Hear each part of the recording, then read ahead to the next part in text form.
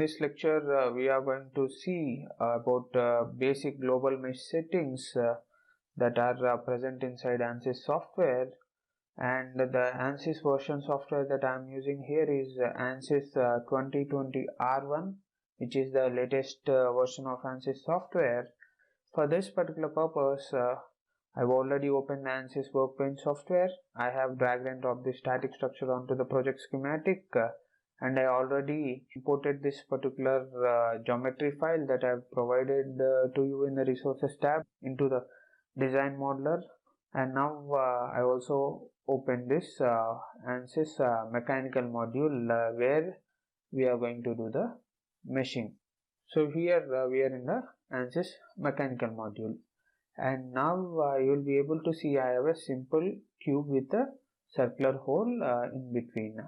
So first thing is whenever you load a geometry into Ansys Workbench, the first thing you are going to do is you are going to generate a mesh with the default settings, and once you generate that particular thing, then based on the mesh that has been generated, you can modify it through by using some advanced global options as well as the local options. So in order to generate the default mesh, you need to click on the mesh option here in the model tree, and you need to right click and say generate mesh, or otherwise you can click on this particular tree group, and you can also go to the mesh tab here, and in the mesh tab you can click generate to generate the mesh with the default settings. So in the default settings, three things you need to take care about. One is known as the physics preference. So physics preference is nothing but, so for example, let us say you are creating this geometry and you are going to mesh this geometry to perform, let us say, linear static analysis. So for that purpose you need to select this mechanical solution as the physics preference. Otherwise, let us say you are creating this geometry, meshing this geometry for performing CFD analysis on it, you need to select the CFD as the physics preference. And once you select CFD as the physics preference, here we have three types of solvers for CFD inside Ansys. They are nothing but the Ansys Fluent, CFX and Polyflow. Anyway, we are not going to do any CFD problems here in this course. We are mostly concerned with the linear static analysis and thermal analysis. So for that purpose, you can always prefer mechanical, and by the way, this mechanical option is the default. So what it will do is, based on the type of physics you select, it will change some settings that are already available for generating the default mesh.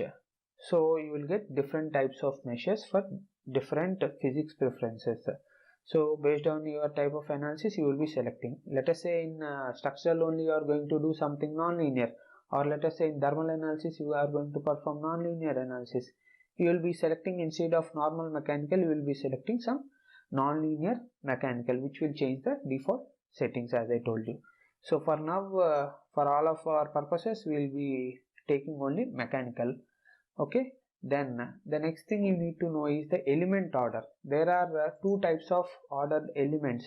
One is the linear order element and the quadratic order element. Simply, linear order element means an element which doesn't have a mid-side node. Quadratic element means an element which is having the mid-side node.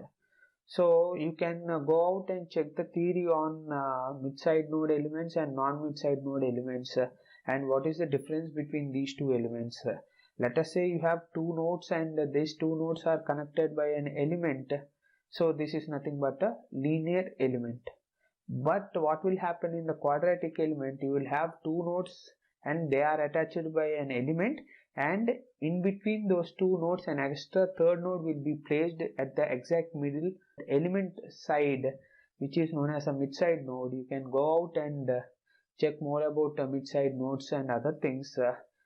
Generally, for our purpose, let us say in industry purpose, if you are using hexahedral mesh, you have to select linear. You can select linear, but if you are using tetrahedral mesh, you have to go for the quadratic type.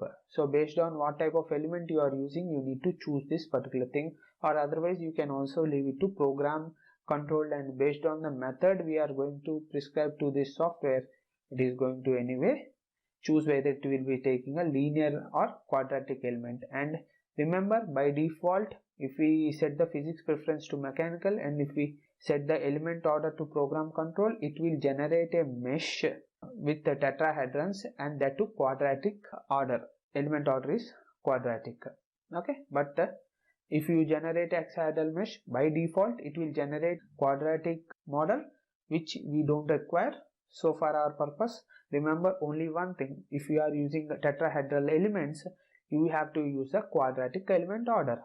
But let us say you are generating a hexahedral mesh, then obviously choose the linear one, as it was found that there was no much difference between the accuracy of solution between the linear and quadratic hexahedral elements, and anyway the time of solution for quadratic hexahedral elements is much long when compared to the linear hexahedral elements. That is why it is commonly followed in the industry. For now I am going to just select program controlled, and what I will do is I will right click on this mesh option, and I am going to right click and say generate mesh.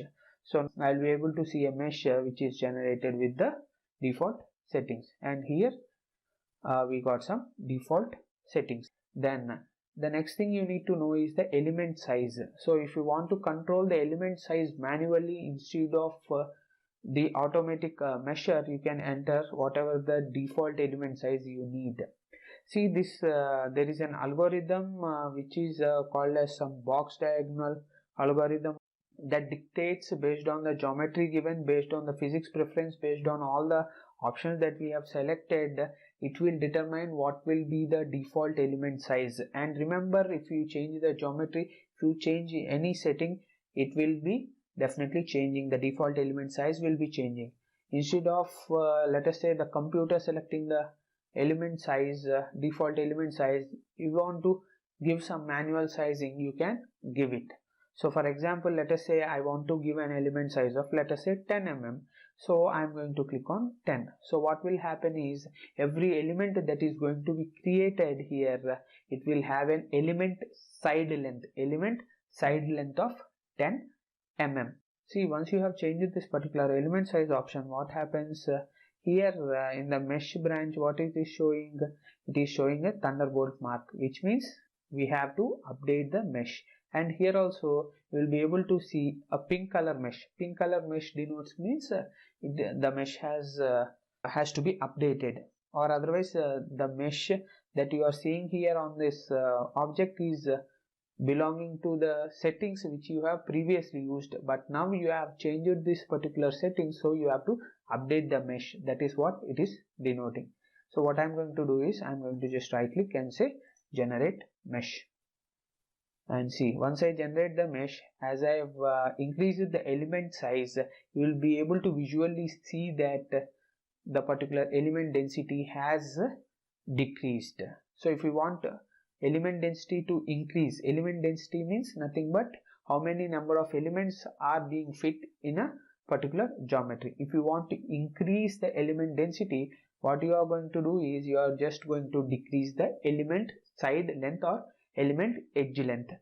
So let us say I will keep on I will be typing some 2, and you will be able to visually see that the density of this mesh will increase. So I will go here and right click and say generate mesh, and yeah, it is finished, and you will be able to clearly see that the mesh density has increased. So this point is, if you are decreasing the element side length or edge length, or you are decreasing the element size, you will have more mesh density. Likewise, if you are increasing the element size, you will have less density in the given object.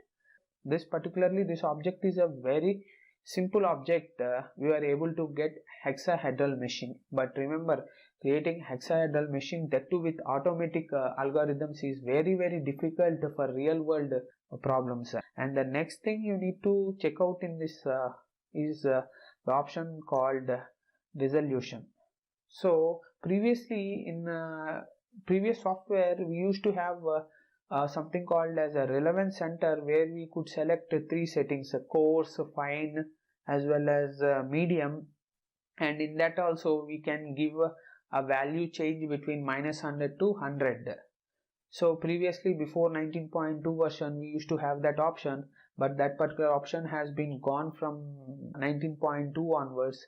If you want to increase the mesh density, you need to increase this resolution value, which by default is 2, and if you want to decrease the mesh density, you need to decrease this particular resolution. Right now what we are going to do is we are going to increase this resolution settings, and remember this resolution settings can change from 0 to 7, where 0 is the coarsest mesh you can get with the settings that you have, and 7 is the finest mesh which you can get with the existing settings, and anyway by default it will be having a value of 2 resolution. And see, for now what I'm going to do is I'm going to just scroll down, and here in the statistics I will expand the statistics tab, and here if you observe how many number of elements have been created, there are about 13,598. okay, so 13,598 elements were created and some 61,561 nodes. Now what I will be doing is I will be scrolling up, and in the sizing options I will be increasing the resolution. That means I'm going to increase the mesh density. That means number of elements are being increased, and as well as number of nodes also will be increased. Let us say I will set it to 7, which is the highest level. So I will just right click and say generate mesh. You can also click on update mesh, because already once you have generated the mesh, you can click on update mesh, and you will be able to see here that we got a mesh that is different from the previous one. Now I will be just checking out how many number of elements and nodes have been created. So here whatever the settings we had made, that hadn't changed this particular nodes and other things, but what we'll do is, because why this happened, because we have changed the element size, default element size we have changed, so that is why there is no much effect of resolution on this particular problem. So what we are going to do is I'm going to just type in 0, which will reset the value of the element size to default, or let us say automatically calculated by the software. Now I will also set this resolution to default, that is by typing in -1. Then what I will do is first I will generate a mesh, and then we will see some statistics, and then we will again increase the resolution, and we will see the effect on the geometry. Now it is completed, mesh is completed, and here you are able to see that we got somewhere around 1404 elements with 7334 nodes. Now what I will do is I will go here, I will change this to 7, which is the highest setting, and as obviously if we increase the resolution, we need to have a more mesh density, that means more number of elements and more number of nodes. So I'm going to generate the mesh, and let it complete. It will take a little bit of time, so don't worry.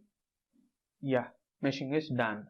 Now you can visually see that as we increase the resolution, what happened, the mesh density has increased drastically. And here also if you scroll down and come to the statistics tab, you can see there are 1,43,724 elements have been created. Previously how many number of elements are there?